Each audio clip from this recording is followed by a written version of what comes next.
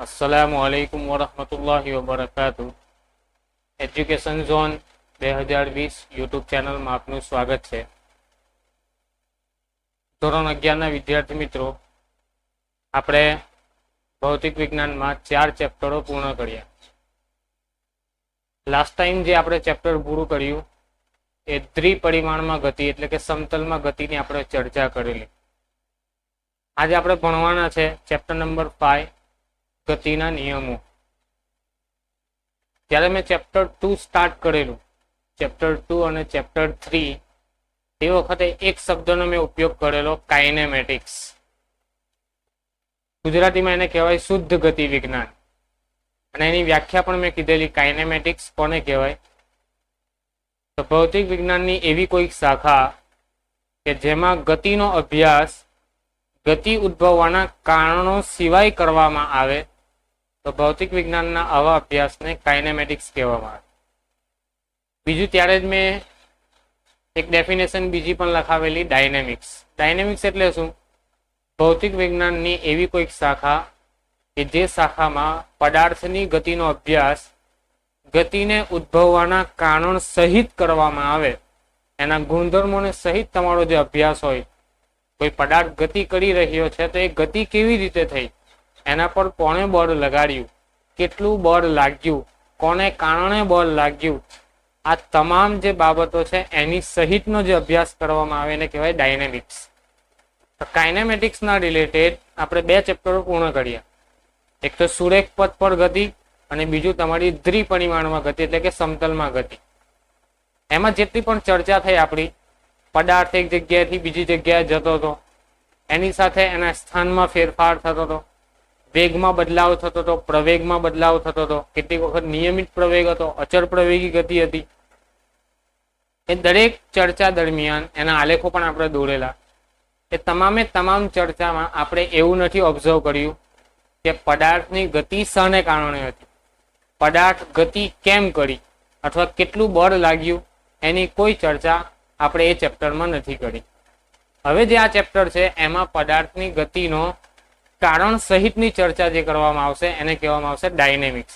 Dynamics જે છે કે ગતિના કારણો સહિતની ચર્ચાનું જે વિજ્ઞાન છે એનું સૌથી પહેલું ચેપ્ટર છે તમારું ગતિના નિયમો। ન્યૂટોનિયન મિકેનિક્સનું પહેલું ચેપ્ટર પણ કહેવાય ને। શું કહેવાય? ન્યૂટોનિયન મિકેનિક્સ, ન્યૂટનનું યંત્રશાસ્ત્ર અથવા ક્લાસિકલ મિકેનિક્સ। ક્લાસિકલ મિકેનિક્સ પણ એનું એક નામ છે। ન્યૂટોનિયન મિકેનિક્સને ક્લાસિકલ મિકેનિક્સ પણ કહેવામાં આવે। તો ક્લાસિકલ મિકેનિક્સના રિલેટેડ સૌથી પહેલું ચેપ્ટર છે તમારું ગતિના નિયમો। પ્રસ્તાવનાની મેં તમને વાત કરી કે પ્રસ્તાવનામાં શું હોય કે શરૂઆતના જે ચેપ્ટરો છે એમાં ગતિની ચર્ચા થઈ પણ ગતિના કારણોની ચર્ચા નથી થઈ। અહીંયા આપણે ગતિની ચર્ચા પણ કરીશું અને ગતિના ઉદ્ભવવાના કારણોની ચર્ચા પણ કરીશું। હવે સૌથી પહેલા વાત કરીએ તો એક તમારે ટર્મને સમજવી પડે, એક ભૌતિક રાશિને સમજવી પડે કે બળ। આપણને ખબર છે કોઈ પણ પદાર્થ ગતિ કરે છે એના પાછળનું સૌથી મોટું કારણ બળ છે। કોઈ પદાર્થ પર બળ લાગે તો જ તે પદાર્થ ગતિ કરે, આપણું માનવું એવું છે, આપણી માન્યતા એવી છે। અથવા કોઈ પદાર્થની ગતિને આપણે કન્ટિન્યુ રાખવી હોય, ચાલુ રાખવી હોય તો સતત એના પર બળ લગાડવું પડે।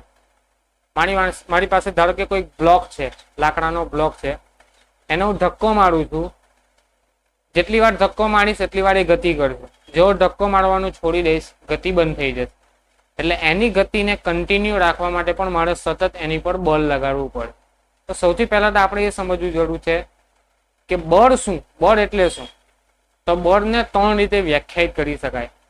બળ એ શું છે? એક બાહ્ય પરિબળ છે જેની અસરને કારણે, બળ એક એવું બાહ્ય પરિબળ છે અથવા એક એવું પરિબળ છે જેની અસરને કારણે પદાર્થ સ્થિર હોય તો ગતિમાં આવે, ગતિમાં હોય તો સ્થિર થાય, અથવા પદાર્થ ગતિમાં હોય તો એની દિશામાં બદલાવો કરી શકાય। બળ કોને કહેવાય? તો 3 રીતે એની વ્યાખ્યા આપી શકો। કોઈ પદાર્થ ગતિમાં હોય, પદાર્થ અથવા સૌથી પહેલા શરૂઆત એ રીતે કરવાની કે બળ એક એવું પરિબળ છે જેની અસરની કારણે અથવા જેની અસરની મદદથી તમે કોઈ પદાર્થ ગતિ કરતો હોય તો એની ગતિને અવરોધી શકો અથવા રોકી શકો, અથવા કોઈ પદાર્થ સ્થિર છે તો એને ગતિમાં લાવી શકો, અથવા કોઈ પદાર્થ ગતિ કરી રહ્યો છે એની દિશા તમારે બદલવી છે તો તે પણ બળને આભારી છે. તો બળ વિશે તમે એવો ખ્યાલ મેળવી શકો કે બળ દ્વારા તમે કેટલી ક્રિયાઓ કરી શકો. તો સૌથી પહેલું બળ દ્વારા તમે ધક્કો મારી શકો, પદાર્થને ગતિમાં લાવી શકો.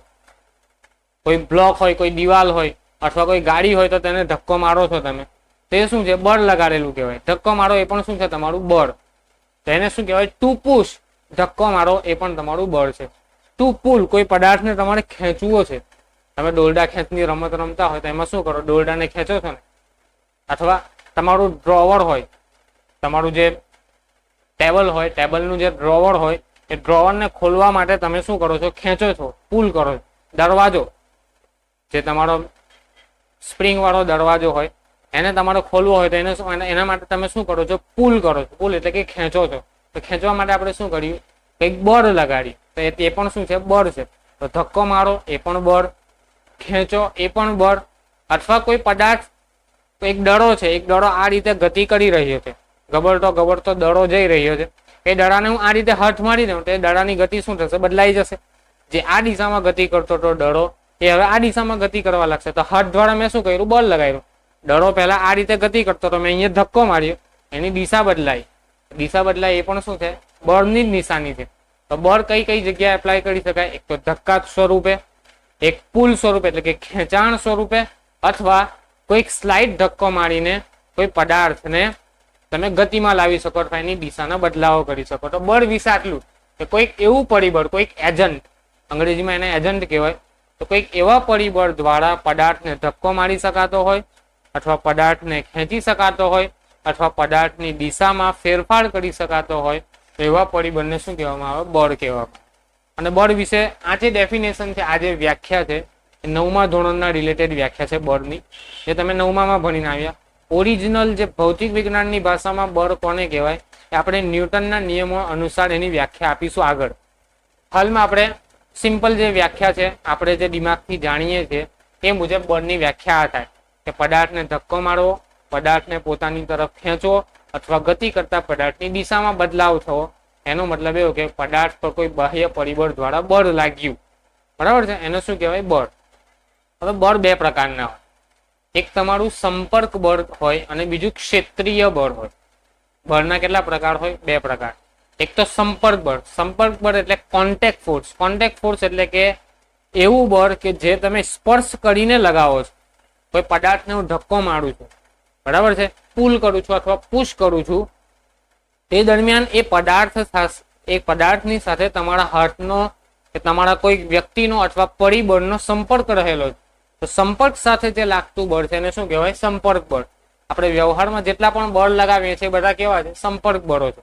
કોઈ પણ વસ્તુને તમે ગતિમાં લાવો છો, ધક્કો મારો, ખેંચો છો, એ દરેક કેવા છે? તમારા સંપર્ક બળ, જેના માટે તમારે સંપર્ક કરવો જરૂરી છે, સ્પર્શ કરવો જરૂરી છે. સ્પર્શ થશે તો જ બળ લાગશે. હવે એક બ્લોક અહીંયા પડેલો છે અને દૂરથી જ અહીંયા હાથ હલાવ્યા કરું તો બળ નથી લાગવાનું. એના માટે મારે સ્પર્શ કરવું પડે ને ધક્કો મારવો પડે તો એ પદાર્થ ગતિમાં આવશે. બરાબર છે? તો એને શું કહેવાય? સંપર્ક બળ. બીજો આવે ક્ષેત્રીય બળ. કેટલાક બળ વ્યવહારિક જીવનમાં અને ભૌતિક વિજ્ઞાનમાં એવા છે કે જેના માટે સ્પર્શ કરવાની જરૂરિયાત નથી ઊભી થતી. માની લો કે કોઈ પદાર્થ ગુરુત્વ પ્રવેગની અસર હેઠળ મુક્ત પતન કરે, તો ઉપરથી હું કોઈ પદાર્થને અહીંયાથી છોડી દઉં, ઉપરથી છોડી દઉં છું તો શું થાય? એ પદાર્થ ઓટોમેટિક નીચે આવવાનો પ્રયત્ન કરે. યાદ કરો, ન્યૂટન સફરજન માથા પર જ કેમ પડ્યું? યાદ આવે છે?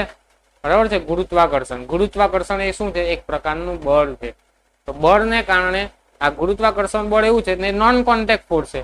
પૃથ્વી ટચ નથી થતી કોઈ પદાર્થ સાથે. શું કરે છે? પોતાની તરફ ખેંચે છે. કોઈ પણ પદાર્થને શું કરે છે? પૃથ્વી પોતાની તરફ ખેંચવાનો પ્રયત્ન કરે. એટલે ઉપરથી કોઈ પદાર્થ પડે, કોઈ ઉપર પદાર્થ રહેલો હોય h જેટલી ઊંચાઈએ, એને તમે મુક્ત કરો અથવા છોડી દો તો ઓટોમેટિક પૃથ્વી એને વિધાઉટ કોન્ટેક્ટ, સ્પર્શ કર્યા સિવાય પોતાની તરફ ખેંચે છે, એટલે કે બળ લગાડે છે. અને એ કયું બળ હોય? ગુરુત્વાકર્ષી બળ. હવે તમે ચુંબક જોયો હશે. ચુંબકની નજીક તમે કોઈ ખીલીને લઈ જાઓ, લોખંડની વસ્તુને લઈ જાઓ, નજીક લઈ જાઓ, આ તમારો ચુંબક છે, ચુંબકની નજીક ખીલીને લઈ જાઓ, ચુંબક ખેંચી લેશે. શું કરશે? ચુંબક ખીલીને ખેંચી લેશે. ત્યાં કોઈ કોન્ટેક્ટ કરાવ્યો, સ્પર્શ નથી કરાવ્યો, તો પણ ખીલીઓ આકર્ષવાનો પ્રયત્ન કરે છે, બળ લાગે છે. તે કયું બળ છે? ક્ષેત્રીય બળ છે. ચુંબકીય ક્ષેત્રને કારણે બળ લાગ્યું તો એને કયું કહેવાય? ક્ષેત્રીય બળ. તો એ બીજું ઉદાહરણ તમારું ચુંબકીય બળ. એ જ રીતે વિદ્યુત બળો પણ તમારા ક્ષેત્રીય બળો છે. બે ધન વિદ્યુત ભારો હોય તો અપાકર્ષણ બળ લાગે, બે ઋણ વિદ્યુત ભારો હોય તો પણ અપાકર્ષણ, એક ધન વિદ્યુત ભાર એક ઋણ વિદ્યુત ભાર હોય તો બંને વચ્ચે આકર્ષણ બળ લાગે. એ પણ તમારું કેવું બળ છે? ક્ષેત્રીય બળ છે. સંપર્ક બળ તમારું ક્ષેત્રીય બળ નથી. જ્યારે ક્ષેત્રીય બળ એટલે કે આ જે બધા બળો છે, ગુરુત્વાકર્ષણ હોય કે ચુંબકીય હોય કે વિદ્યુત બળ હોય, એ તમામે તમામ ક્ષેત્રીય બળો છે. બીજી એક ખાસિયતની વાત કરું, આ જે બળ છે સંપર્ક બળ, એ સંરક્ષી નથી. સંરક્ષી નો મતલબ શું? કે એનું સંરક્ષણ થતું નથી. જ્યારે આ બળોનું શું થાય? સંરક્ષણ થાય. ચુંબકીય બળ છે, વિદ્યુત બળ છે, ગુરુત્વાકર્ષણ બળ છે, એનું સંરક્ષણ થાય. તમને ખબર હોય ગુરુત્વાકર્ષણના સંરક્ષણનો નિયમ, બરાબર છે, વિદ્યુત ભારના સંરક્ષણનો નિયમ, એવું તમે ભણ્યા હશે. તો આ બધા બળો કેવા છે? સંરક્ષી બળો છે. જ્યારે આ બધા બળો કેવા છે? સંરક્ષી બળો નથી. તો આ તમારા બળ વિશેનો પ્રાથમિક ખ્યાલ છે. હવે આપણે એમ કીધું કે કોઈ પણ પદાર્થને ગતિમાં લાવવો હોય તો બળ જરૂરી છે. બળ લગાવો તો પદાર્થ ગતિમાં આવે. તો આપણા ચેપ્ટરનું નામ છે ગતિના નિયમો, અને મેં ચર્ચા કરી કે ડાયનેમિક્સ. ડાયનેમિક્સ એટલે શું? ગતિ ઉદ્ભવવાના કારણોની ચર્ચા. તો શરૂઆતના જમાનામાં આપણે થોડી હિસ્ટ્રીની વાત કરીએ તો શરૂઆતના જમાનામાં વૈજ્ઞાનિકોને, જે જુદા જુદા આપણા પ્રાચીન વૈજ્ઞાનિકો થઈ ગયા, એમને વિચારો આવ્યા કે પદાર્થ ગતિ કરે છે, એની પાછળનું કારણ શું? કોને કારણે પદાર્થ પર ગતિ થાય છે? એના પર વિચાર કરવાનો પ્રયત્ન કેટલાક વૈજ્ઞાનિકોએ કરેલો. લગભગ કઈ સાલની વાત કરું તો 384 BC. BC એ અંગ્રેજી કોડિંગ સિસ્ટમ છે, બરાબર છે, સાલને લખવાની. આ ઈસવીસન ને બધું તો પાછળથી શોધાયું.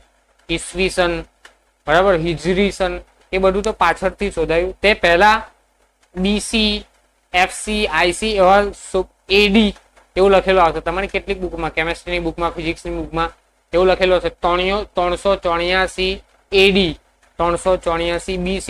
તો એનો કંઈક મતલબ છે, મિનિંગફુલ વસ્તુ છે, એને આપણે બહુ પડવાનું નથી. તો 384 BC ની વાત છે, એટલે આજથી લગભગ 3 થી 4000 વર્ષો પહેલાની વાત એમ કહેવાય. 384 BC નો શું મતલબ થાય? લગભગ આજથી 4 થી 5000 વર્ષો પહેલાની વાત છે.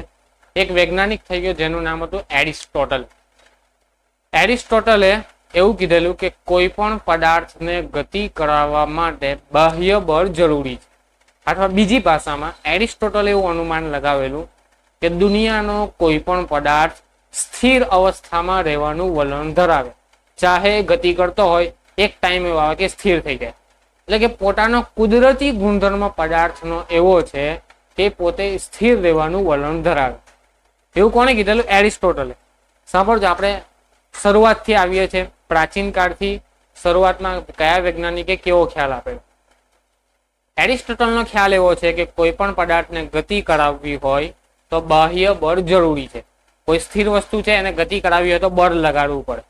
બીજી એક વસ્તુ એને એવું કીધેલી, પદાર્થને ગતિની કન્ટિન્યુ રાખવી હોય, પદાર્થ ગતિ કરતો થઈ ગયો પછી એની ગતિને ચાલુ રાખવી હોય તો પણ બળ જરૂરી. એરિસ્ટોટલે એવું કીધેલું, અને આપણે માનીએ જ છે. હમણાં હું તમને એમ કહું કે કોઈ વસ્તુ ને ગતિ કરાવી હોય તો બળ જરૂરી છે, તમે કે હા સર જરૂરી છે, બળ જરૂરી છે. એની ગતિને ચાલુ રાખવી હોય તો પણ બળ જરૂરી છે, તમે કહેશો સાચી વાત છે. વૈજ્ઞાનિકો એવું કીધું કે એરિસ્ટોટલ ખોટો હતો. વૈજ્ઞાનિકોએ શું કીધું? એની પછી જે વૈજ્ઞાનિકો આવ્યા અને એ લોકોએ શું કીધું? એરિસ્ટોટલે જે અનુમાન લગાવેલું છે તે ખોટું છે. એટલે થાય કે સર કેમ ખોટું છે? પદાર્થને ધક્કો લગાવીએ, બળ જરૂરી છે તો જે ગતિ કરશે, ગતિ ચાલુ રાખવી હોય તો પણ બળ લગાડવું પડે, ત્યારે પણ બળની જરૂર છે. તો એરિસ્ટોટલ ખોટો ક્યાં છે? એરિસ્ટોટલની વાતમાં ખોટાઈ શું છે? એની માન્યતા કેમ ખોટી પડી? એરિસ્ટોટલ શું માનતો હતો કે કોઈ પણ પદાર્થને તમે ગતિ કરાવો તો એ ગતિ કરતો રહે, એની ગતિને ચાલુ રાખવા માટે બળ લાગે. હવે કોઈ પદાર્થ હોય, એને ધનુષનું ઉદાહરણ આપેલું.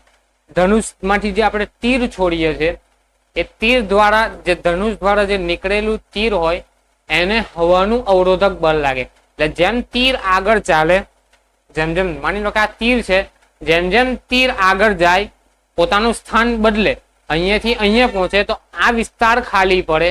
એ ખાલી પડેલી વિસ્તારમાં હવાના કણો આવે અને એ હવાના કણો પાછળ એને ધક્કો મારે, ફરી આગળ જાય, ફરી જગ્યા ખાલી થાય, પાછા હવાના કણો આવે, પાછો એને આગળ ધક્કો મારે. એનો મતલબ કે કન્ટિન્યુઅસલી તીરની ઉપર અવરોધક બળ લાગે હોવાનું, એટલે કે પદાર્થ ગતિ કરતો રહે. એરિસ્ટોટલને એવું માનવું હતું અને આપણે પણ એવું માનીએ છીએ. હજુ સુધી આપણા દિમાગમાંથી ક્લિયર નથી થયું કે ના, પદાર્થને ગતિ કરાવવા માટે બળ જરૂરી છે. હવે એના પછી એક વૈજ્ઞાનિક આવ્યો, ફિલિપાઇન્સ. ફિલિપાઇન્સે એવું કીધું કે એરિસ્ટોટલની વાત તો સાચી છે કે પદાર્થને ગતિ કરાવવા માટે બળ જરૂરી છે, તો પદાર્થ નીચે કેમ પડી જાય? તમે જોયું હશે, તમે ધનુષમાંથી તીરને છોડો છો, એ તીર એક સમય પછી પ્રક્ષિપ્ત ગતિ કરીને નીચે પડી જાય. તીરનું શું થાય? નીચે પડી જાય. તો નીચે ના પડવું જોઈએ, બરાબર છે. એને હવાનું અવરોધક બળ લાગે છે તો એ ગતિ કરતા રહેવું જોઈએ. ફિલિપાઇન્સે એવું કીધેલું કે એને કંઈક ગુરુત્વાકર્ષણ બળ લાગે, એના કારણે શરૂઆતમાં હવાના અવરોધક બળને કારણે ગતિ કરે છે અને પછી નીચેની તરફ ગુરુત્વાકર્ષણને કારણે નીચે પડી જાય. એવું ફિલિપોન્સ નામના વૈજ્ઞાનિકે કીધેલું, જેનો ઉલ્લેખ તમારી બુકમાં નથી, પણ હું કન્ટિન્યુથી શરૂઆતથી આવું છું કે શરૂઆતમાં એરિસ્ટોટલ નામનો વૈજ્ઞાનિક આવેલો. એને એવી માન્યતા આપેલી કે પદાર્થને ગતિ કરાવવા માટે બાહ્ય બળ જરૂરી છે, અથવા ગતિ કન્ટિન્યુ રાખવા માટે પણ બાહ્ય બળ જરૂરી છે. પરંતુ એની આ વાત ખોટી છે એવું એના પછી આવનારા વૈજ્ઞાનિકોએ સૂચવેલું. કેમ ખોટી છે એ હવે આપણે આવીએ એ વાત પર.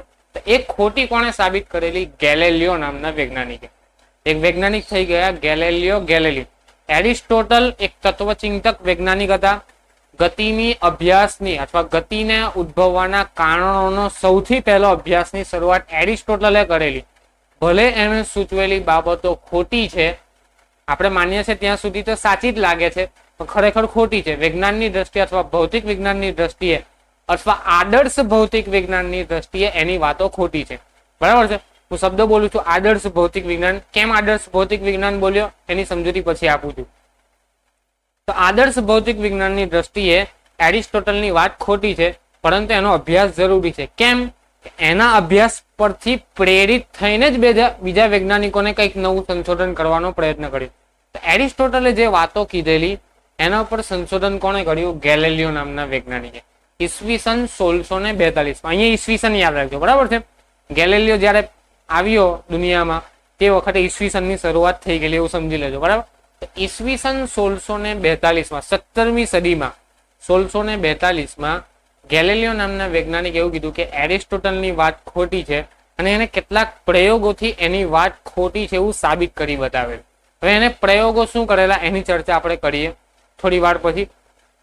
ગેલેલિયો શું પ્રયોગો કરેલા અને એના પરથી શું તારવેલું એની પણ આપણે વાત કરીશું.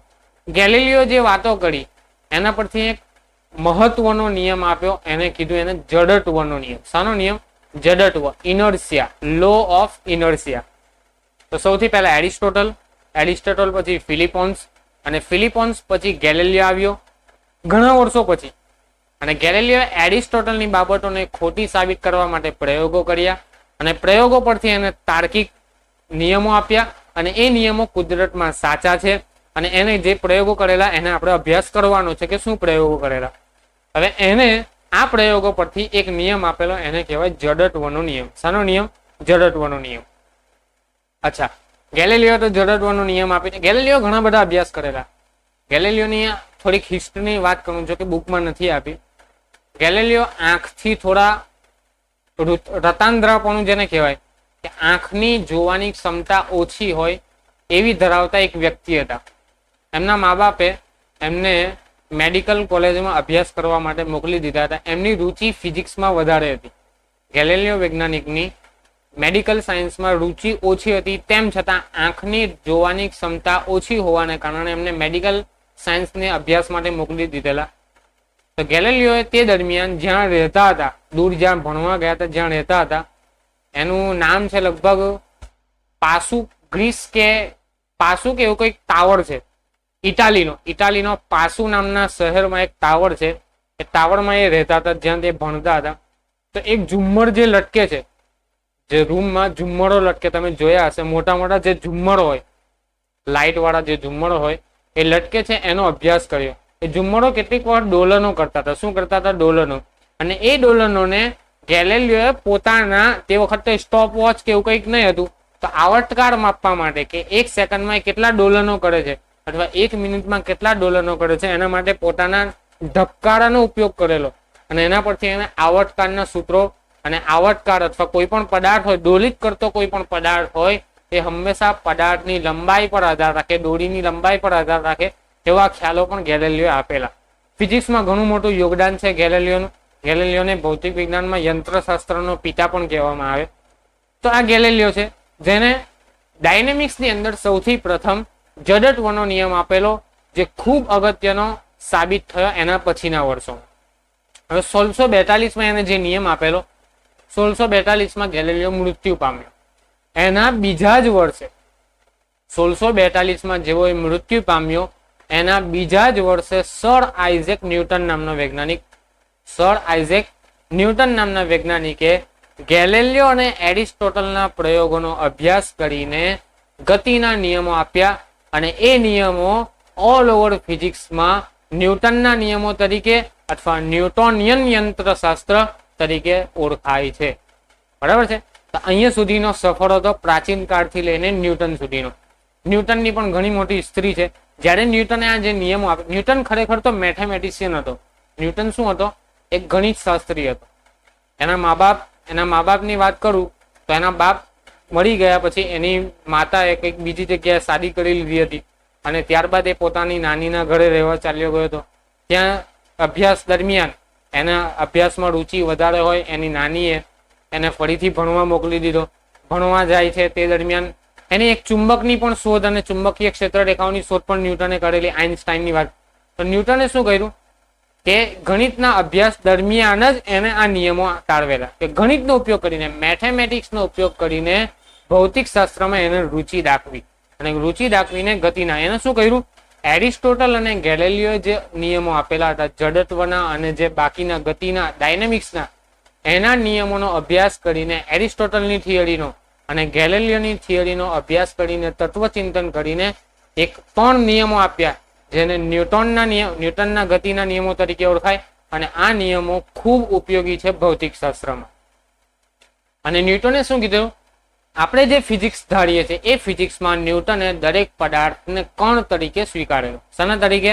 કણ તરીકે. આપણે આગળના ચેપ્ટરમાં બી વાત કરી કે અહીંયા આપણે દરેક પદાર્થને એક સૂક્ષ્મ કણ તરીકે સ્વીકારશું, બિંદુવત કણ તરીકે. તો ન્યૂટનિયન ફિઝિક્સમાં દરેક મોટામાં મોટો પદાર્થ હોય એને પણ સૂક્ષ્મ કણ તરીકે સ્વીકારવામાં આવે. આ ન્યૂટનના નિયમો છે એ આપણી દુનિયામાં ક્લાસિકલ ફિઝિક્સમાં દરેક જગ્યાએ લાગુ પાડી શકાય છે. અને એમાં ચેન્જીસ આવ્યા. ન્યૂટને જ્યારે નિયમો આપેલા એમાં મોડિફિકેશન થયું. જેમ જેમ નવા વૈજ્ઞાનિકો આવતા ગયા તેમ તેમ ન્યૂટનના નિયમોમાં થોડા ફેરફાર થતા ગયા. પરંતુ જળ મૂળ જે એને આપેલું, ન્યૂટને આપેલું, એટલા માટે એ નિયમના નામો ન્યૂટનના નિયમના નામથી જ ઓળખાય છે અત્યાર સુધી. બરાબર છે. ચાલો હવે આપણે વાત કરીએ છીએ ન્યૂટનના નિયમો ક્યાં લાગુ પડી શકતા નથી. તો ક્વોન્ટમ મિકેનિક્સ. ક્વોન્ટમ મિકેનિક્સ એટલે સૂક્ષ્મ પદાર્થો. સૂક્ષ્મ પદાર્થો એટલે એટોમ્સ, પરમાણુઓ, અણુઓ અને રેડિયો એક્ટિવ જે પદાર્થો છે, જે સૂક્ષ્મ પદાર્થો છે, તેમાં ન્યૂટનના ગતિના નિયમો લાગુ પાડી શકાતા નથી. આ એક એનો મર્યાદા છે, ન્યૂટનના નિયમોની મર્યાદા. દરેક ક્લાસિકલ ફિઝિક્સમાં વાસ્તવિક જીવનમાં ન્યૂટનના નિયમો લાગુ પડે, સિવાય એટમ, પરમાણુ, ન્યુક્લિયસમાં એ લાગુ પડતા નથી. એના માટે ક્વોન્ટમ મિકેનિક્સનો ઉદ્ભવ થયો. શાનો? Quantum mechanics. બરાબર છે. એ તમે હાયર સ્ટડીમાં જ્યારે ફિઝિક્સમાં ભણશો ત્યારે ક્વોન્ટમ મિકેનિક્સનો અભ્યાસ આવશે. બરાબર છે. એ જ રીતે જો કોઈ પદાર્થ પ્રકાશના વેગની ઝડપથી ગતિ કરતો હોય, 3 × 10⁸ મીટર પર સેકન્ડના જેટલા ઝડપથી અથવા એટલા વેગથી કોઈ પદાર્થ ગતિ કરતો હોય તો તે પદાર્થ માટે પણ ન્યૂટનના ગતિના નિયમો લાગુ પાડી શકાતા નથી. તો ન્યૂટનના નિયમોની આ 2 મર્યાદા છે. એક તો સૂક્ષ્મ પરમાણુ અણુઓમાં ન્યૂટનના નિયમો લાગુ નથી પડતા, એના માટે નવા ફિઝિક્સનો ઉદ્ભવ થયો અને ક્વોન્ટમ મિકેનિક્સ કહેવાય. અને જે પ્રકાશના વેગ કરતા વધુ વેગથી ગતિ કરતા અથવા એટલી ઝડપથી ગતિ કરતો કોઈ પદાર્થ હોય તો એના માટે પણ ન્યૂટનના નિયમો લાગુ નથી પડતા. એના માટે આઇન્સ્ટાઈન થિયરી ઓફ રિલેટિવિટીનો ઉદ્ભવ થયો. આઇન્સ્ટાઈનના સાપેક્ષવાદનો જે સિદ્ધાંત છે એનો ઉદ્ભવ થયો. એનો અભ્યાસ પણ તમે હાયર એજ્યુકેશનમાં કરશો. હવે આપણે વાત કરીએ ગેલેલિયોની. ગેલેલિયોએ શું કીધેલું અને જડત્વનો નિયમ શું આપેલો, તો આપણે ચર્ચા કરીએ ગેલેલિયોના પ્રયોગો અને તેનું અનુમાન. તો ગેલેલિયો શું કરેલું? સૌથી પહેલા વાત કરીએ કે કોઈ પદાર્થને આપણે સીધો મુક્ત પતન કરાવીએ મુક્ત પતન કરાવો તો એનું માપન ના થઈ શકે, પદાર્થની ગતિનો અભ્યાસ ના થઈ શકે. કેમ કે આપણને ખબર છે, મેં પહેલા ચેપ્ટરમાં પણ ચર્ચા કરેલી કે મુક્ત પતન કરતો પદાર્થ એ દળ પર આધારિત નથી. તમે એક પાંદડાને ફેંકો અને એક મોટા પથ્થરને ફેંકો, મુક્ત પતન કરાવો તો બંને એક સરખા સમયમાં જ નીચે પડશે, જમીન પર એક સરખા સમયમાં જ પડે. તમે એક ચોકને ફેંકો અને એક હાથીને એક બિલ્ડિંગ પરથી ફેંકો તો ચોક અને હાથી બંને એક જ સમયે જમીન પર પહોંચશે. અને પાછળનું કારણ શું કે મુક્ત પતન કરતો પદાર્થ એ પદાર્થના દળ પર આધાર રાખતો નથી. મુક્ત પતન દરમિયાન પદાર્થના દળને કોઈ લેવા દેવા નથી. ગેલિલિયોએ શું કર્યું કે મુક્ત પતન દરમિયાન ગતિનો અભ્યાસ મુશ્કેલ છે, બહુ ક્વિક ફાસ્ટ એકદમ એને ગતિનો અભ્યાસ કરવો પડે. કેમ કે આપણે મુક્ત પતન કરાવ્યું તો થોડા સમયમાં પદાર્થ નીચે પડી જાય, તો એમાં ગતિનો અભ્યાસ કરવો મુશ્કેલ હતો. તો એને શું કર્યું, ઢાળવાળી સપાટીને પસંદ કરી. શું કરી? કોઈક ઢાળવાળી સપાટીને પસંદ કરી. આ રીતે કોઈક સપાટી લીધી ઢાળવાળી, એક સપાટી આ રીતે લીધી, બીજી સપાટી આ રીતે લીધી. એક ઢાળવાળી સપાટી પરથી ઉપરથી એક દડાને એને નીચે ફેંક્યો, અહીંયાથી એને મુક્ત પતન કરાવ્યું. તો મુક્ત પતન કરાવ્યું તો શું થયું, ધીમે ધીમે દડો નીચે આવે છે અને વેગમાં વધારો થાય છે. વેગ શું થાય છે, વધે છે. એટલે કે દડો કેવી ગતિ કરે છે, પ્રવેગી ગતિ કરે છે. દડો કેવી ગતિ કરે છે, પ્રવેગી. એક અભ્યાસ એને એવો કર્યો ગેલિલિયોએ કે આ રીતે કોઈ પદાર્થને મુક્ત પતન કરાવે ઢાળવાળી સપાટી પરથી, સમતલ લીસી ઢાળવાળી ઘર્ષણ રહિત. મેં જયારે હમણાં આગળ કીધું આદર્શ ભૌતિક વિજ્ઞાન, આદર્શ ભૌતિક વિજ્ઞાન એટલે શું, ગેલિલિયોએ એવું વિચાર્યું કે મારી પાસે કોઈક એવી સપાટી હોય કે જેની અંદર ઘર્ષણ એકદમ ઝીરો છે, કોઈ પણ પ્રકારનું ફ્રિક્શન એટલે કે ઘર્ષણ લાગતું નથી, અને લીસી સપાટી છે, ઢાળવાળી સપાટી છે, એના પરથી કોઈ પદાર્થને મુક્ત કરાવું તો એના વેગમાં કન્ટિન્યુઅસલી વધારો થાય, એટલે કે પ્રવેગી ગતિ કરે. એ જ રીતે એને એવું કીધું, કોઈ લીસી સપાટીમાં કોઈ પદાર્થને અહીંયાથી ધક્કો મારો, અહીંયાથી આ રીતે ધક્કો મારો, તે એના વેગમાં શું થાય, ઘટાડો થાય. ધીમે ધીમે શું થાય, વેગ ઘટે છે, એટલે કે પ્રતિ પ્રવેગી ગતિ કરે છે. કેવી ગતિ કરે છે પદાર્થ, પ્રતિ પ્રવેગી. જોજો અહીંયા કેવું છે, આદર્શ ભૌતિક વિજ્ઞાન. તમારી બુકમાં ચોખ્ખો શબ્દ લખેલો છે, બળો અને ગતિ અંગેનો કુદરતનો સાચો નિયમ શું છે તે જાણવા માટે એવા વિશ્વની કલ્પના, મેં કીધું ને એવા આદર્શ ભૌતિક વિજ્ઞાનની કલ્પના કરવી પડે કે જેમાં ગતિને અવરોધાતા ઘર્ષણના બળો વગર નિયમિત ગતિ શક્ય હોય. અને એ કામ ગેલિલિયોએ કરેલું. મેં તમને કીધું એરિસ્ટોટલે શું કીધેલું, કોઈ પણ પદાર્થને ગતિ કરાવવા માટે બાહ્ય બળ જરૂરી છે, બરાબર છે. તો તમને એવું થાય કે બાહ્ય બળ તો જરૂરી છે, આપણે ધક્કો મારી દીધો, માની લો કે એક દડો છે સ્થિર હતો, મેં એને ધક્કો મારી દીધો, તો ધક્કો માર્યા પછી એ દડો ગતિ કરે છે ને અમુક સમય પછી સ્થિર થઈ જાય છે. એની પાછળનું કારણ શું, તો કારણ એ જ કે જમીનની સપાટી દ્વારા એના પર ઘર્ષણ બળ લાગે, અને એ ઘર્ષણ બળ શું કરે, એની ગતિને અવરોધે, અને એ ગતિ અવરોધાય એટલા માટે પદાર્થ પાછો સ્થિર અવસ્થામાં આવી જાય. તો એરિસ્ટોટલની માન્યતા ખોટી છે. એરિસ્ટોટલે એવું વિચારેલું હતું વ્યવહારિક જીવનમાં કે સપાટીઓ ઘર્ષણ વાળી હોય, પણ ગેલિલિયોએ શું વિચાર્યું, એક આદર્શ સપાટી એવી વિચારી કે જે લીસી, કે જેના પરથી મુક્ત કરતો પદાર્થ ઘર્ષણ રહિત ગતિ કરે. કેવી, ઘર્ષણ રહિત. ત્યારે એની ગતિમાં કેવો ફેરફાર જોવા મળે કે મુક્ત પતન ઢાળવાળી સપાટી પર કરાવો તો પ્રવેગી ગતિ, કે વેગમાં વધારો થાય છે. મુક્ત પતન ઉર્ધ્વપાટન કરાવો, ઉર્ધ્વપાટન એટલે અહીંયાથી ધક્કો મારો તો વેગ ઘટે છે અને પ્રતિ પ્રવેગી ગતિ જાય. તો એને શું કર્યું કે જો મારી પાસે આવી કોઈક સપાટી હોય સીધી, આ ઢાળવાળી છે, આ રીતે ઢાળવાળી છે, અહીંયાથી આ રીતે કરાવો તો વેગ વધે છે, અહીંયાથી આ રીતે કરાવો તો વેગ ઘટે છે. તો આ રીતે સપાટી હોય તો મારો વેગ અચળ રહેવો જોઈએ. વેગ કેવો રહેવો જોઈએ, વેગ અચળ. વેગ અચળ નો શું મતલબ કે અહીંયાથી એને ધક્કો મારું તો ધક્કો માર્યા બાદ આ પદાર્થ અચળ વેગથી ગતિ કરતો રહેવો જોઈએ, સ્ટોપ ના થાય. લીસી સપાટી છે, ઘર્ષણ રહિત સપાટી છે, અવરોધક બળ લાગતું નથી, તો આ અચળ વેગથી આ પદાર્થ ગતિ કરતો રહેવો જોઈએ, એવું એને અનુમાન લગાવેલું, બરાબર છે. અને એનું અનુમાન સાચું જ છે કે પદાર્થ અચળ વેગથી ગતિ કરતો રહેવો જોઈએ. બીજો એક એક્સપેરિમેન્ટ એવો કરેલો, આ રીતે એને કઈક કવ સપાટી લીધી, અહીંયાથી એને દડાને મુક્ત કરાવ્યો, આ દડો અહીંયાથી ગતિ કરીને આવીને આ બાજુ આટલા જ ઊંચાઈએ પહોંચે છે. જેટલી ઊંચાઈએ અહીંયા હતો માની લો કે આ h જેટલી ઊંચાઈએ દડો અહીંયા હતો, તો એટલી જ ઊંચાઈ પર દડો આ બાજુ પહોંચે છે. એટલે કે અહીંયાથી તમે દડાને છોડો તે ગતિ કરીને આ રીતે અહીંયા પહોંચે છે, એટલે એટલી જ ઊંચાઈ પ્રાપ્ત કરે છે. એને શું કર્યું, આ એંગલને થોડો નાનો, આ જે થીટા જેટલો ખૂણો હતો એ ખૂણો થોડો નાનો કર્યો. એટલે કે આ રીતની કોઈક સપાટી વિચારી આ રીતે. તો એને શું કર્યું કે દડાને અહીંયાથી ગતિ કરાવે છે, તો એટલી જ ઊંચાઈ પ્રાપ્ત કરવા માટે, h જેટલી જ ઊંચાઈ પ્રાપ્ત કરવા માટે એને અંતર વધારે કાપવું પડે. અહીંયા અંતર ઓછું કાપવું પડતું હતું, બરાબર છે. ખૂણો બંને જગ્યાએ સરખો હતો. આ ખૂણો અને આ ખૂણો જયારે એને સરખો રાખ્યો, આ 9મા ધોરણનો એક્સપેરિમેન્ટ છે, 9મામાં પણ આવી ગયેલું. આ બંને ખૂણા સમાન હોય ત્યારે જેટલી ઊંચાઈ અહીંયા હતો એટલી જ ઊંચાઈ પ્રાપ્ત કરીને અહીંયા પહોંચે, અને જેટલું અંતર અહીંયા કાપે છે એટલું જ અંતર અહીંયા કાપે. જયારે એને આ ખૂણાને નાનો કર્યો, આ ખૂણો નાનો થઈ ગયો, આ ખૂણો જરાક એના કરતા મોટો હતો. ખૂણો નાનો કરીએ ત્યારે એ પદાર્થને આ જ સપાટી પર, જે ઘર્ષણ રહિત સપાટી છે, લીસી સપાટી છે, તો એને ગતિ કરવા માટે અંતર વધારે કાપવું પડે છે.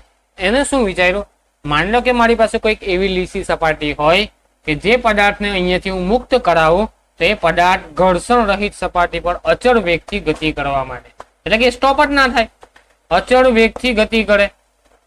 અહીંયા એટલી ઊંચાઈએ પહોંચવા માટે એને એટલું અંતર કાપવું પડે છે વધારે.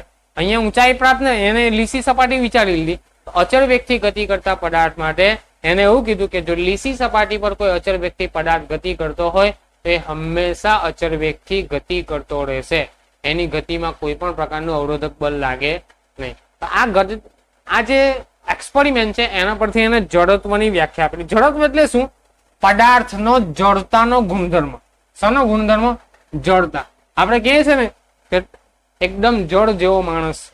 જળ એટલે શું, તમને કોઈ વખત તમારા ઘરે તમારા મા બાપ બૂમ પાડતા હોય અને તમે સાંભળો ને, એક વખત બૂમ પાડે, 2 વખત બૂમ પાડે, તમે મોબાઈલમાં મસ્ત હોય, તલ્લીન હોય, તમને 3 વખત બૂમ પાડે, તમારું ધ્યાન ના હોય, તો એ શું કહેવાય, જળ વસ્તુ. જળ એટલે શું, પદાર્થને પોતાની અવસ્થામાં રહેવાનું પસંદ હોય, એને શું કહેવાય, જળ. જડત્વ એટલે શું, તો જડત્વની સિમ્પલ વ્યાખ્યામાં એવું કહી શકાય, ફેરફાર થવાનો વિરોધ. ફેરફાર થવાનો વિરોધ કરો એને શું કહેવાય, જડત્વ. ફેરફાર થવાનો વિરોધ. તો ગેલિલિયો એવું સૂચવેલું કે કોઈ પદાર્થ વાસ્તવમાં સ્થિર હોય તો તે સ્થિર રહેવાનો જ પ્રયત્ન કરે,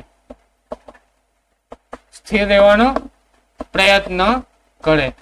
અને કોઈ પદાર્થ ગતિમાં હોય, કોઈ પદાર્થ શામાં હોય, ગતિમાં હોય, તો તે ગતિમાં રહેવાનો જ પ્રયત્ન કરે.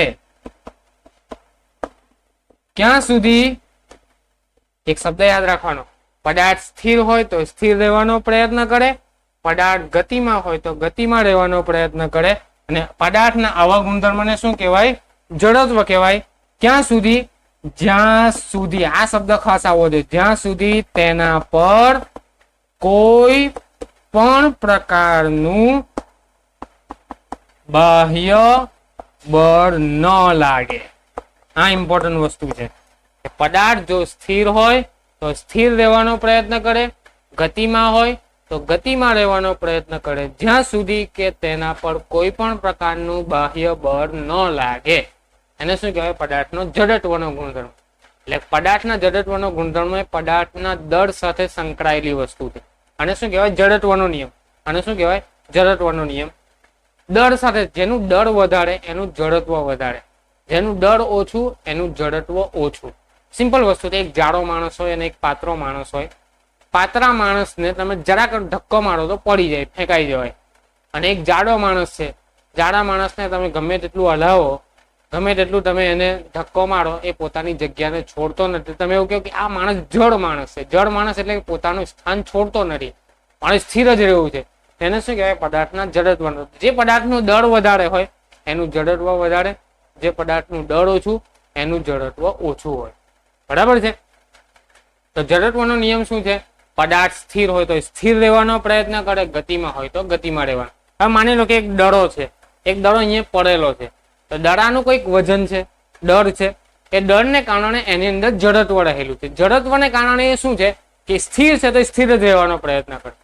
માની લો કે કોઈ પદાર્થ ગતિ કરી રહ્યો છે, તો એ પદાર્થ ગતિમાં હોય તો એની અંદર દળ રહેલું છે, દળ રહેલું છે એની કારણે એના અંદર જડત્વ છે, જડત્વને કારણે જો એ ગતિમાં છે તો ગતિમાં જ રહેવાનો પ્રયત્ન કરે, પણ ત્યાં સુધી તેના પર કોઈ બાહ્ય બળ ન લાગે. હવે અહીંયા ચોક પડેલો છે, બરાબર છે, તમે જોઈ શકો, માની લો કે આ ચોક પડેલો છે અહીંયા, બરાબર છે, કોઈ પણ પ્રકારની ગતિ નથી. હવે બાહ્ય બળ આપી દઉં છું, આ સ્થિર અર્થતા એનું જડત્વ છે, જડત્વ છે એટલે પોતાના દળના કારણે, દળના એવા ગુણધર્મને કારણે પદાર્થ સ્થિર રહેલો છે. હવે જેવો એને હું ધક્કો મારું છું તે શું થાય છે, ગતિ કરવાનો પ્રયત્ન કરે. આ રીતે ધક્કો મારું છું તો શું થાય, એ ગતિ કરવાનો પ્રયત્ન કરે એટલે શું આપ્યું આપણે, બાહ્ય બળ આપ્યું. બાહ્ય બળ લાગે તો પદાર્થ અવસ્થા બદલે, બાહ્ય બળ ન લાગે તો પદાર્થ અવસ્થા બદલતો નથી. માની લો કે કોઈ પદાર્થ પૂરપાટ ઝડપે આવી રહ્યો છે એને રોકી દઉં છું, તે શું કર્યું, બાહ્ય બળ લગાવ્યું. રોકવાનો પ્રયત્ન એ શું છે, તમારો બાહ્ય બળ. બાહ્ય બળ ન લાગે તો પદાર્થ ગતિમાં રહેવાનો પ્રયત્ન કરશે. કેટલીક વાર શું થાય, તમને એવો પ્રશ્ન થાય કે એક દડો છે, એ દડાને હું અહીંયાથી ધક્કો મારું છું તો એ દડો ગતિ કરે છે ને પછી એક જગ્યાએ આવીને અટકી જાય. તમે કહેશો કે સાહેબ તમે એવું કીધું કે આ પદાર્થ ગતિમાં આવી ગયો, હવે એ જડત્વના કારણે જો ગતિમાં હોય તો ગતિમાં જ રહેવાનો પ્રયત્ન કરે, તો અટકી કેમ ગયો, અવરોધક બળ લાગ્યું. શું લાગ્યું, ઘર્ષણ લાગ્યું. ઘર્ષણને કારણે અવરોધક બળ. આપણી કન્ડિશન શું છે, બાહ્ય બળ ન લાગવું જોઈએ. બાહ્ય બળ લાગે તો એની ગતિમાં અવરોધ ઉત્પન્ન થાય અને ગતિની અવસ્થા બદલાય. બાહ્ય બળ ન લાગે તો જ આ પોસિબલ છે. બાહ્ય બળ લાગતું હોય તો આ ઘટના પોસિબલ નથી. એટલે આદર્શ ભૌતિક વિજ્ઞાનમાં ગેલિલિયોના મત મુજબ દરેક પદાર્થ પોતાની જે અવસ્થા છે એ અવસ્થામાં રહેવાનો પ્રયત્ન કરે, એને જડત્વનો નિયમ કહેવાય.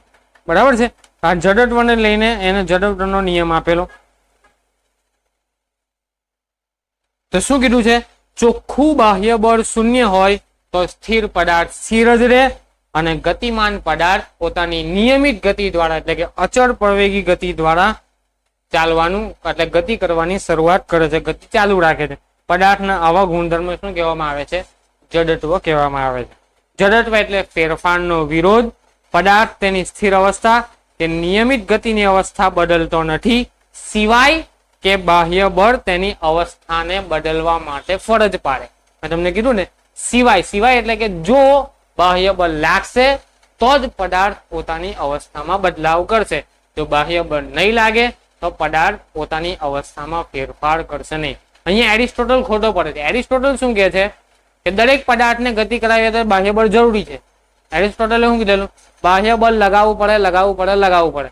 જ્યારે ગેલિલિયો શું કે ના, ગતિ કરતો હોય તો ગતિ કરતો જ રહેશે. બાહ્ય બળ કયું લાગે છે, એને ઘર્ષણનું લાગે છે, સંપર્ક બળ લાગે છે. બરાબર છે. એ સંપર્ક દ્વારા જે ઘર્ષણ બળ લાગે છે એ ગતિને અવરોધ છે. બાકી ગતિનો જો અવરોધ ના થાય, જો પદાર્થ ગતિમાં હોય તે ગતિ કર્યા જ કરે નિયમિત વેગથી. એના પાછળનું કારણ છે, જો ઘર્ષણ ના હોત તો શું થાત, આપણી ગાડીની બ્રેક જ ના લાગે, આપણે ચાલી જ ના શકત. બરાબર છે. એટલે ઘર્ષણ પણ જરૂરી છે. આપણે ભણીશું, આ ચેપ્ટરમાં આગળ આવશે. સૌથી ઇમ્પોર્ટન્ટ ચેપ્ટર છે અને ઇન્ટરેસ્ટિંગ પણ ચેપ્ટર છે. મજા આવશે આ ચેપ્ટરમાં ધીમે ધીમે આગળ. તો આ આપણે ગેલિલિયોની વાત કરી. ત્યાર પછી આપણે શું કીધું કે ગેલિલિયોથી પ્રેરિત થઈને ન્યૂટને એરિસ્ટોટલના પ્રયોગો અને ગેલિલિયોના જડત્વના નિયમ પરથી આ જડત્વ જેની વ્યાખ્યા આપી મેં, એના જ પ્રેરણા લઈને ન્યૂટને પહેલો નિયમ આપેલો. પહેલા નિયમની ચર્ચા આપણે ઝૂમ મીટિંગમાં આવતીકાલે કરીશું. Okay, thank you.